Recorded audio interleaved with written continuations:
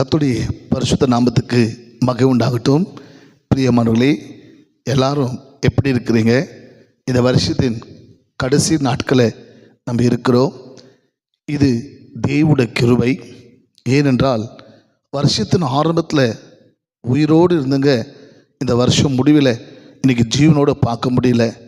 ஆனால் கர்த்தருடைய வார்த்தை சொல்கிறது, நாம் நிற்பதும் நிர்மூலம் ஆகாதிருப்பது கர்த்தருடைய கிருபையே, அவர் இரக்கத்துக்கு முடிவே இல்லை. ஆமென். சரி பிரியமானவர்களே, இந்த மாதம் முழுவதும் தேவனுடைய பெரிய கிருபையினாலே நம்ம ஒரு நாளும் நம்ம கர்த்தருக்கு எதுக்காக நன்றி செலுத்த வேண்டும் என்று நம்ம தியானித்து நம்ம நன்றி செலுத்த கர்த்தர் நன்மைகளை செய்து கொண்டே இருக்கிறார். அற்புதங்கள் நடந்து கொண்டே இருக்கிறது. அநேக ஊழியத்தின் பாதத்தில் அநேக சாட்சி சொல்லும்போது மிகுந்த சந்தோஷம். கர்த்தரை மையப்படுத்தி கொண்டு இருக்கிறோம். உங்கள் வாழ்க்கையில் இந்த நிகழ்ச்சியை பார்த்து கொண்டிருக்கிற எனக்கு ஒரு நன்மை நடக்காதா? எனக்கு ஒரு அற்புதம் நடக்காதா? என் வாழ்க்கையில் ஒரு அதிசயம் நடக்காதா? எனக்கு ஒரு விடுதலை கிடைக்காதா என்று கலங்கி கொண்டிருக்கிற சகோதரா சகோதரி, கர்த்தர் உங்களை பார்த்து சொல்கிறாரு, உங்கள் துக்கம் சந்தோஷமாக மாறும். நீங்கள் நன்றி செலுத்த தொடங்கும் போதே கர்த்தர் உங்கள் வாழ்க்கையில் நன்மைகளை செய்ய, அற்புதங்களை செய்ய அவர் தொடங்குகிறார். சரி பிரியமானவர்களே, இந்த நாளில் கூட நம்ம தொடர்ந்து பார்த்து கொண்டிருக்கிறோம். சங்கீதம் 136:25 பார்த்து இல்லைங்களா? கர்த்தர் மாம்சமன் யாவருக்கும் ஆகாரம் கொடுக்குற தேவன். ஆமென், ஹல்லேலூயா.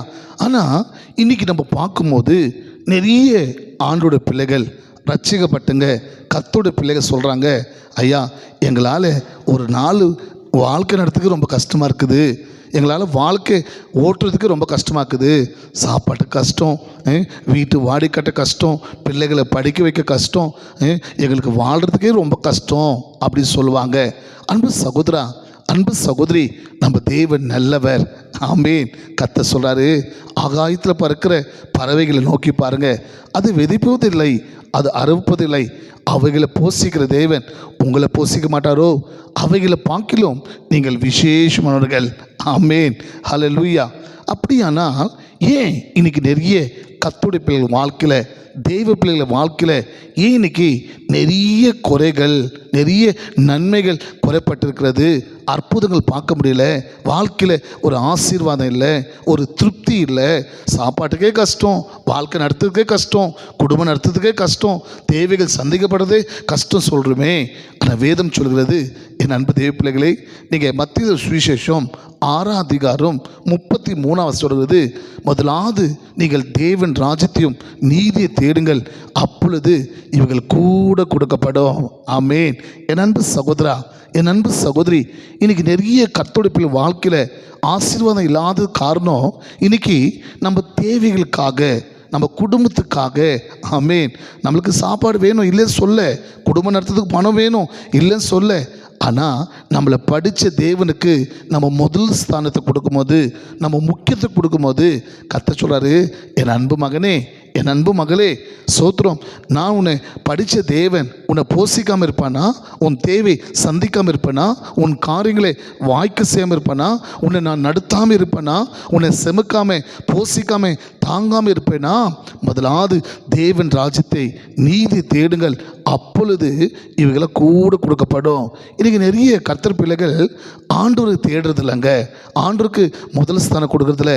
எத்தனை பேர் ஞாயிற்றுக்கிழமை ஓய்வு நாள் ஆராதிக்க சபைக்கு வராமல் இருக்கிறாங்க? கேட்டால் வேலை, ஃபங்க்ஷனு, தூங்கிட்டேன், உடம்பு சரியில்லை, பலவீனம், கர்த்தரை தேடுறதில்ல.